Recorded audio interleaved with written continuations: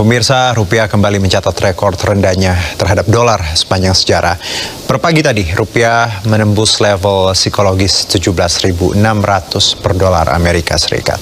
Mau dolar berapa ribu kek, selama Purbaya bisa senyum, tenang aja, nggak usah kau khawatir itu. Kan kalian di desa-desa nggak pakai dolar. Orang desa nggak pakai dolar, kata Pak Prabowo. Luar biasa, nasionalis banget. Tapi apa kata ekonom Prof. Heri Latoihin? Silakan Pak. Salah Pak, kalau dolar naik Pak, semua orang kena Pak. Bukan cuma orang desa aja ya Pak ya, orang hutan juga kena Pak. Bapak ingat, impor BBM itu bayar pakai apa Pak? Kalau bukan dolar. Kalau dolar naik, apalagi harga minyak naik, semua orang kena Pak. Dolar naik ya, harga minyak naik, emang produksi nggak pakai minyak Pak? Itu akan dipastru ke harga konsumen akhir ya. Sampai sekarang minyak goreng aja Pak ya, itu udah naik 25% loh. Yang harga 36.000 udah 45.000. Itu akibat dolar naik dan harga minyak naik. Kita membayar minyak yang kita impor itu dalam dolar Pak ya. Dan apakah memang itu orang desa nggak pakai minyak goreng? Kan pakai minyak goreng Pak. Di mana-mana orang pakai minyak goreng. Belum lagi Pak, gula yang kita masih impor ya. Belum lagi Pak ya, yang namanya kacang kedelai untuk tahu tempe yang makanan orang kampung, orang desa, itu kalau kita impor kita bayar dalam dolar Pak ya. Belum lagi jagung, belum lagi beras kalau kita masih impor, itu kan semua dalam dolar Pak. Jadi Bapak salah kalau Bapak bilang orang kampung, orang desa tidak megang dolar atau nggak berpengaruh pada mereka. Memang mereka tidak pegang dolar ya, pegang rupiah juga kadang-kadang kok, namanya orang desa ya, nggak punya income apa-apa. Tapi kalau Bapak bilang orang desa tidak pegang dolar dan tidak menjadi korban daripada dolar, Bapak salah. Dibohongin apa? Bapak dibohongin oleh orang-orang Bapak. Rupiah begini, dolar begini, orang rakyat di desa nggak pakai dolar kok. Rakyat di desa nggak pakai dolar kok. Betul Bapak, masyarakat desa nggak pakai dolar. Tapi gue sebagai sarjana pertanian gimana ya? Mengingat 60-70% warga desa itu mata pencahariannya sebagai petani.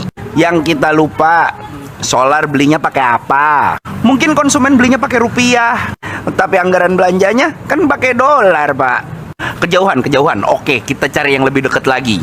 Alat-alat pertanian impor semua itu Pak, dari China, India, Thailand, Vietnam. Suppliernya belanjanya nggak pakai rupiah itu Pak, tapi pakai rupiah kalau dari India. Apalagi pupuk Pak, pupuk biar kata buatan lokal, bahan bakunya impor. Memang warga desa tidak transaksi pakai dolar. Prabowo tidak peduli mau dolar sampai 20.000. Toh orang-orang desa nggak pakai dolar. Logika seorang presiden nggak seperti itu. Sekarang aja dengan 17.500 harga sudah mulai naik, ya kan? Apalagi yang barang impor, kedelai, jagung, ya, gandum, yang Indonesia masih impor dari Amerika. Kalau dolar sampai 20.000, BBM akan tetap tidak dinaikkan, Pertalite tidak dinaikkan. Saya kok nggak yakin. Jadi jangan dibodohin rakyat dengan hanya omon-omon.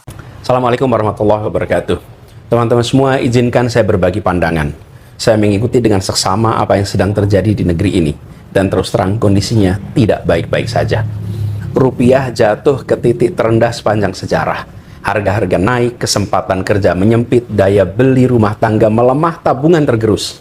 Dan ini berdampak pada hajat hidup orang banyak.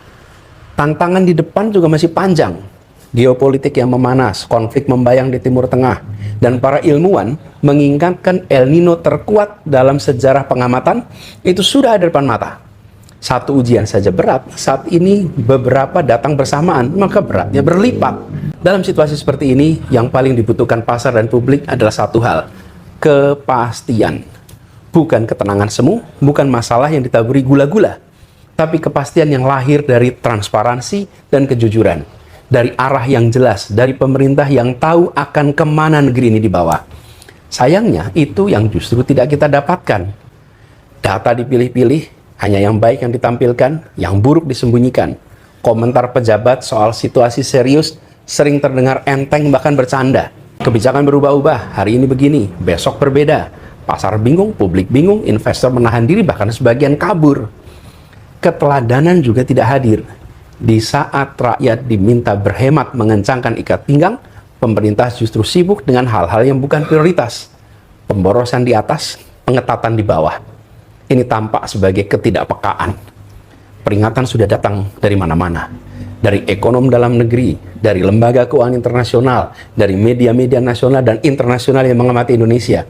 Tidak mungkin mereka semua keliru bersama-sama di saat yang sama. Ini yang dipertaruhkan adalah hajat hidup ratusan juta orang. Maka situasi ini harus diperlakukan dengan keseriusan yang sepadan. Oleh karena itu saya mengajak kepada pemerintah, berhentilah memberi obat tidur kepada publik. Buka data apa adanya. Sampaikan masalah dengan jujur. Berikan arah kebijakan yang jelas dan konsisten. Pimpin secara solid, ajak, dan dari atas sampai bawah. Itu yang menenangkan pasar, dan itu yang akan menenangkan rakyat. Lalu kepada teman-teman semua, bersiaplah. Suka tidak suka, masa-masa berat masih ada di depan kita. Tekanan ekonomi belum reda, cuaca ekstrim akan hadir dan menerpa, dan dunia di luar sedang bergolak. Tentu kita tetap harus optimis bahwa kita akan bisa melewati itu semua. Asal kita berjalan dengan mata terbuka, bukan dengan ilusi yang dibuat-buat. Kita pasti bisa, tapi syaratnya satu, serius. Mari kita serius mengurus bangsa ini. Terima kasih. Assalamualaikum warahmatullahi wabarakatuh. Halo teman-teman, jumpa bersama saya di Politik Dangi. Teman-teman, per hari ini ya, tadi pagi saya ngecek juga, ternyata dolar malah tembus 17.850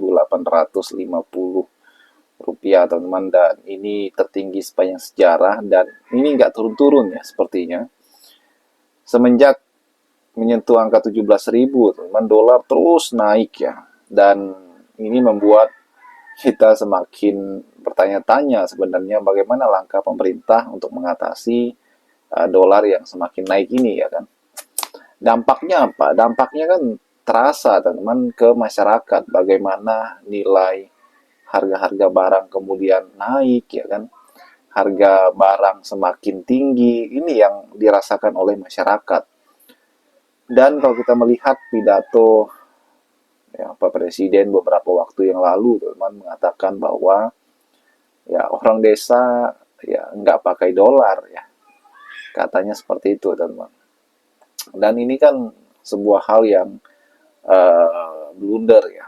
Nah kemudian Anies memberi tanggapan ya, Anies kemudian merespon daripada pernyataan Presiden tersebut dengan situasi yang saat ini teman-teman, terkait dengan kemudian adalah